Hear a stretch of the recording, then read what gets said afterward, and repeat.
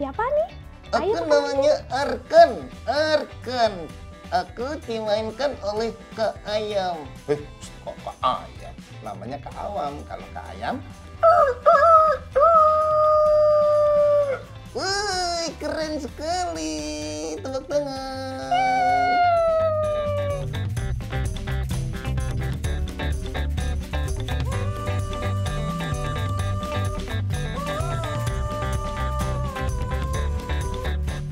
Nah, gimana sahabat anak Indonesia tadi dongengnya? Seru nggak? Hayo, anak-anak Indonesia sebelum tidur masih suka didongengin nggak sama orang tuanya? Kali ini di Komnas Anak Sehari bersama Kak Awam, Nia akan mengikuti semua kegiatan Kak Awam dan tentunya kita akan mendongeng bersama-sama. Begitu Kak Awam? Pasti, dan semua teman-teman di seluruh Indonesia pasti akan senang mendengarkan cerita-cerita dari Kak Awam. Gitu. Oke, Kak Awam ini adalah seorang founder dari Kampung Dongeng Indonesia. Begitu Kak? Betul, founder Kampung Dongeng Indonesia yang saat ini ada di seluruh penjuru tanah air. Wah. Jadi relawannya banyak sekali. Oke, keren sekali kan sahabat anak Indonesia. Ikutin terus ya kegiatan kita untuk hari ini.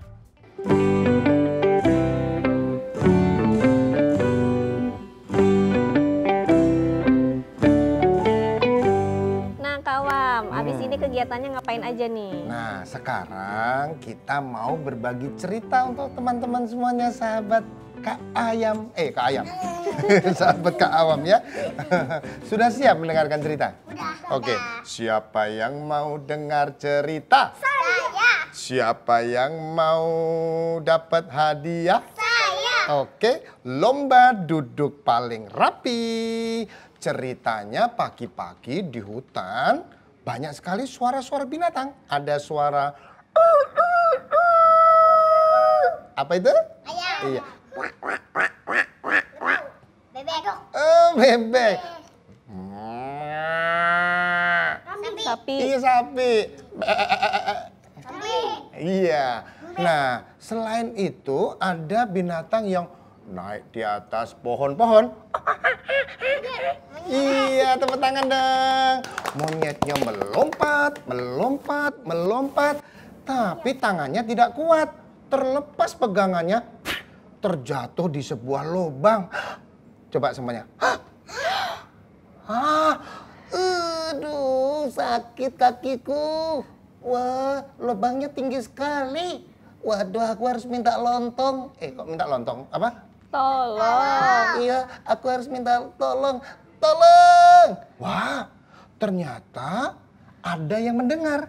Yang mendengar adalah binatang yang kemana-mana membawa rumahnya. Keong. Keong betul, tapi ini yang agak besar. Siput. Siput, yang besar lagi kura. Kura. Kura-kura. Coba tangannya semua jadi kura-kura. Ayo, ayo kan ya. Yuk, siap jalan ya. Karena dia mendengar suara minta tolong. Tuh, dua, jalan.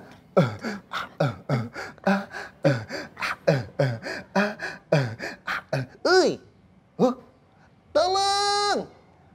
Wah, sepertinya ada yang minta tolong, kata kura-kura. Aku harus mencari. Kura-kura itu mencari. Ternyata ditemukan seekor monyet yang terjatuh di lubang yang besar. Wah, iya.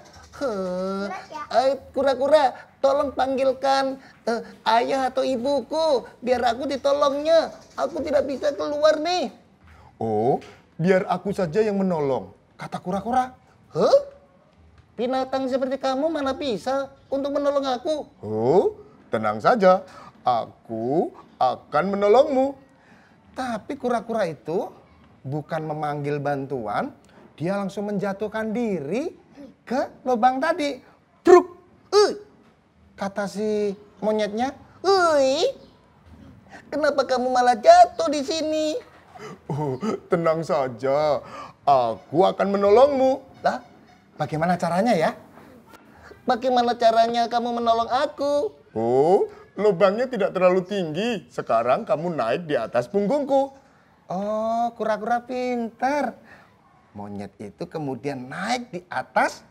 Kura-kura. Iya, yuk kita melompat. 1, 2, 3, hap gitu ya. 1, 2, 3, hap.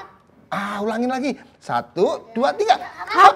Nah, tangannya si monyet kemudian bisa meraih ujung dari lubang itu. Wah, pinter sekali kamu. Nah, sekarang giliran kamu yang menolong aku.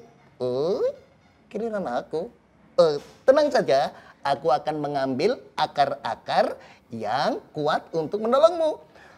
Monyet kemudian berlari-lari kecil mencari akar, mencari Akar. 1, 2, 3, tepuk tangan.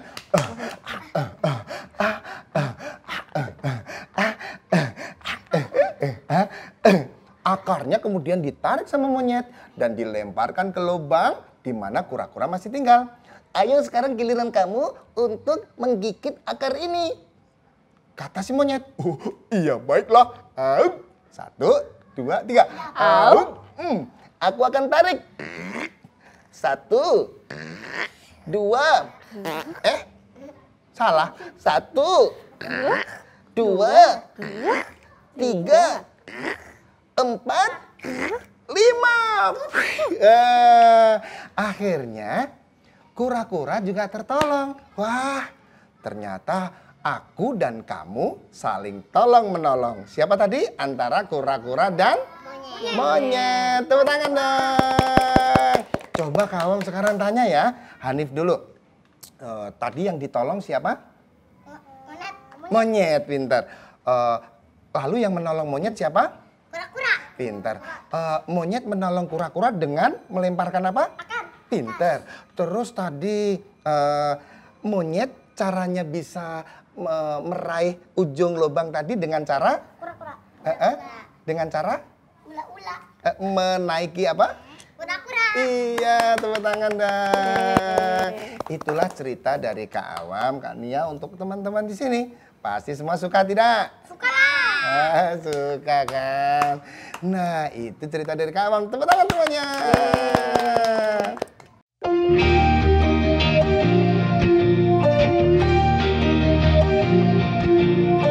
Kak Awam, Siap.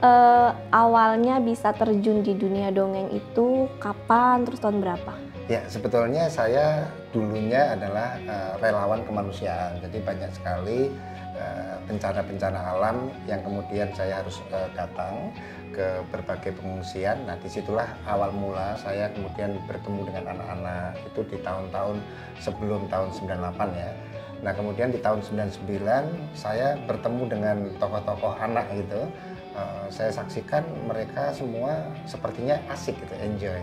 Ya, saya sebut misalkan seperti tokoh seperti Ria Enes misalkan gitu ya, Pak Raden gitu dan lain-lain. Mereka bertemu dengan anak-anak kemudian mendongeng kok asik. Nah, apa yang mereka lakukan saya ingat ketika di pusat-pusat bencana itu di pengungsian itu ternyata saya melakukan hal yang sama tapi saya tidak bisa ini dongeng atau apa gitu belum tahu. Nah, pada saat itulah kemudian saya baru menyadari bahwa saya adalah relawan anak yang waktu sebelum tahun 99 itu saya mendongeng. Nah, karena saya sudah melihat tokoh-tokoh itu, kemudian saya mencoba untuk berkeliling ke beberapa titik-titik kampung. Anak-anak responnya sangat luar biasa. Nah, disitulah kemudian saya mencoba memberanikan diri menjadi pendongeng yang profesional. Jadi mulai tahun 99 itulah saya mulai mendongeng secara profesional dan kemudian di tahun 2007 sudah mulai berkeliling ke berbagai daerah. Oke, keren banget. Berarti cara membantu orang lainnya dengan cara mendongeng gitu. Betul, Kak ya kira-kira. betul. Nah, apa sih yang bikin Kak Awam tuh akhirnya cara bantu orang atau menghibur orang lain tuh dengan cara mendongeng itu apa sih yang bikin Kak Awam? Oke, dongeng aja gitu. Iya, nah ini jadi ketika saya menyampaikan alur cerita itu anak-anak kok begitu memberikan respon yang sangat positif ya, mereka seperti seakan-akan larut di dalam cerita itu gitu. Nah, kemudian setelah itu ada impact-nya, ada dampaknya. Anak-anak jadi rajin, misalkan sholat, tidak yang suka mengganggu temannya kok sudah tidak lagi. Mereka juga rajin menggosok gigi dan seterusnya. Hal-hal positif yang memang itu keseharian mereka itu kita ingatkan dalam bentuk dongeng memiliki dampak yang luar biasa bagi anak-anak, dan itu saya lakukan langsung secara pengamatan. Oke, berarti bisa sebagai proses terapi juga ya Kak ya itu? Ya tidak, sebetulnya bukan terapi, tetapi ya lebih memberikan efek yang baik sih ya buat anak-anak itu. Nah, kan sekarang kita lagi di Kampung Dongeng nih. Siap. Jadi sejak kapan sih sebenarnya Kak Awam membuka Kampung Dongeng ini sendiri? Nah, saya membuka Kampung Dongeng setelah berkeliling ke beberapa titik daerah itu di tahun 2009. 2009 setelah saya pulang dari salah satu bencana, kemudian saya bersama istri ngobrol. Nah, sepertinya saya kok masih rindu dengan suara-suara anak-anak gitu, mereka di pengungsian itu. Ya udah bikin aja di rumah kita. Bener juga ya. Nah, akhirnya saya punya speaker ya kecil gitu. Kemudian dengan alat putar audio, saya putar lagu anak-anak kumpul. Saya berikan origami gitu, mereka kemudian bermain, menyusun, dan pada akhirnya ya alhamdulillah saya resmikan Kampung Dongeng ini di tanggal 18 Mei 2009. Oke, 2009 ya Kak. Nah, kalau Kampung Dongeng ini sendiri ada di sini atau sebenarnya ada di Indonesia, ada nggak sih Kak gitu cabang atau apa? Betul, di tahun 2009 awalnya kami hanya sendiri, kemudian banyak sekali teman-teman yang kemudian menawarkan diri, aku mau dong bikin seperti ini. Oh iya silakan. Kami kebetulan memang di tahun itu karena saya sudah memang senang berorganisasi ya, jadi saya membuat prosedur, bahan ajar dan seterusnya. Akhirnya teman-teman yang membuka itu langsung kita berikan semacam panduan atau SOP-nya, bagaimana cara membuatnya, apa yang harus dilakukan. Mereka harus juga melakukan atau mengikuti workshop yang kita berikan seperti itu. Dan akhirnya saat ini sudah ada di 200 titik di berbagai daerah di seluruh Indonesia. Wow, banyak sekali. Nah, kalau di Kampung Dongeng ini sendiri, Kak Awam, ada berapa banyak pendongengnya? Ya, kalau di total keseluruhan pendongeng profesional ada sekitar antara 150 sampai 200 ya di seluruh Indonesia. Tetapi kalau penggiat atau relawannya lebih dari 1.500. Jadi memang ada yang mendongeng profesional itu artinya mereka berkeliling setiap harinya memang memenuhi undangan-undangan. Tapi ada yang tidak mau hanya untuk kegiatan-kegiatan kerelawanan seperti itu. Jadi ada dua tipe. Oke. Nah, kalau misalnya mau ikut di Kampung Dongeng ini sendiri, Kak Awam, sebenarnya ada syaratnya nggak sih? Misalnya ada mungkin sahabat anak Indonesia di luar sana yang tertarik nih mau ikut gabung gitu, kira-kira syaratnya apa aja? Syarat pertama memang harus meluaskan samudera cintanya untuk anak-anak. Itu pertama. Yang kedua memiliki sifat melindungi anak ya. Kemudian setelah itu baru masuk ke masalah teknis, bagaimana membuat cerita, kemudian bagaimana dia mampu untuk berkreasi dengan cerita, dengan boneka, wayang dan seterusnya. Nah, syarat-syarat itu kemudian nanti mereka harus mengikuti namanya pelatihan 3 hari yang kita buat, programnya namanya Kemah Dongeng. Dengan Kemah Dongeng itulah alhamdulillah saat ini ya terus bergulir, dan nanti yang terbaru yang akan datang di tanggal 30 Juli 2021. Ada nih Kak? Ada, itu nanti angkatan ke-27. Berarti kalau misalnya Nia tertarik berarti bisa ikut? Wah, wajib ikut kayaknya. Tapi tantangannya sepertinya adalah harus membuat cerita sendiri. Ya, awalnya harus sayang sama anak, kemudian mampu membuat cerita-cerita sendiri, baru nanti di sana diajarkan bagaimana berkreasi untuk menentukan bagaimana berekspresi, kemudian berdialog, menokohkan seperti itu. Oke, Sobat Anak Indonesia, kalau yang mau ikut berarti bisa banget dan terbuka, karena memang di sini diajarin banget ya Kak cara-cara dari nol kita belajar sampai akhirnya bisa, karena ada pelatihan 3 hari begitu ya Kak ya. Siap. Nah, di Kampung Dongeng ini kegiatannya apa aja sih Kak? Ada apa aja? Jadi program Kampung Dongeng sangat banyak ya. Yang paling wajib bagi teman-teman se-Indonesia adalah namanya Pekan Ceria. Pekan Ceria. Nah, pekan itu kita laksanakan di hari Minggu.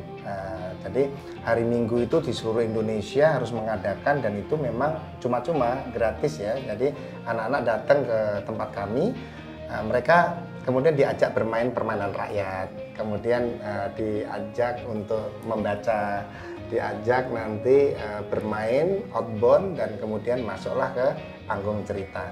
Nah, itu di seluruh Indonesia. Kemudian ada lagi kampung dongeng keliling kampung. Nah, itu biasanya kami melakukan di kampung-kampung sekitar.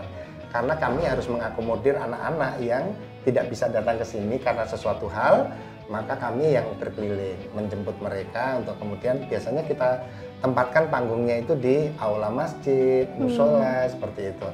Nah, kemudian yang ketiga ada field trip ya. Field trip itu berarti kita mengajak anak-anak untuk berkunjung baik di kampung dongeng maupun juga berkunjung ke tempat-tempat wisata. Nanti di sana kita kenalkan, memberikan edukasi wisata dan juga ada dongengnya. Kemudian ada pendidikan dan latihan. Nah, itu program juga. Pendidikan latihan itu kita berikan kepada calon-calon relawan yang akan bergabung. Itu biasanya kita lakukan di 1 tahun 2 kali, yang seperti namanya kemah dongeng itu. Kemudian ada jambore dongeng nasional dan seterusnya. Oke, banyak sekali kegiatannya ternyata. Kak, sekarang ini kan masa pandemi ini belum berakhir dan sudah Betul. 1 tahun lebih. Untuk kegiatan di kampung dongeng sendiri gimana nih Kak sekarang? Ya, kegiatannya kalau sama anak-anak di kampung sendiri sih masih setiap sore atau pagi gitu ya. Tapi ya kita tidak formal, hanya menunggui atau menjaga anak-anak berlari-lari. Kemudian kami minta mereka baca buku, kita ajak mereka untuk mendengarkan cerita, seperti itu. Tetapi yang paling intens adalah kegiatan secara online. Kita adakan kegiatan Pekan Ceria yang tadi saya ceritakan itu juga melalui Zoom. Kita keliling ke sekolah-sekolah itu kita lakukan juga maksudnya dengan secara virtual ya, semuanya seperti itu. Baik itu di aplikasi seperti Zoom, Google Meet maupun juga di streaming YouTube. Oke, kalau untuk sekarang ini Kak ada nggak sih perbedaannya? Mungkin kan Kakak udah dari tahun 2007 terus sampai sekarang 2020, 2021, minat anak dalam hal dongeng itu menurut Kakak ada peningkatan kah atau gimana? Ya, kalau peningkatan sudah pasti, tetapi biasanya hanya selang usia. Kalau Oke. dulu awal-awal mulai itu anak-anak usia SD ya, kelas 5-6 itu masih enjoy mendengarkan dongeng. Kalau saat ini udah agak sulit ya.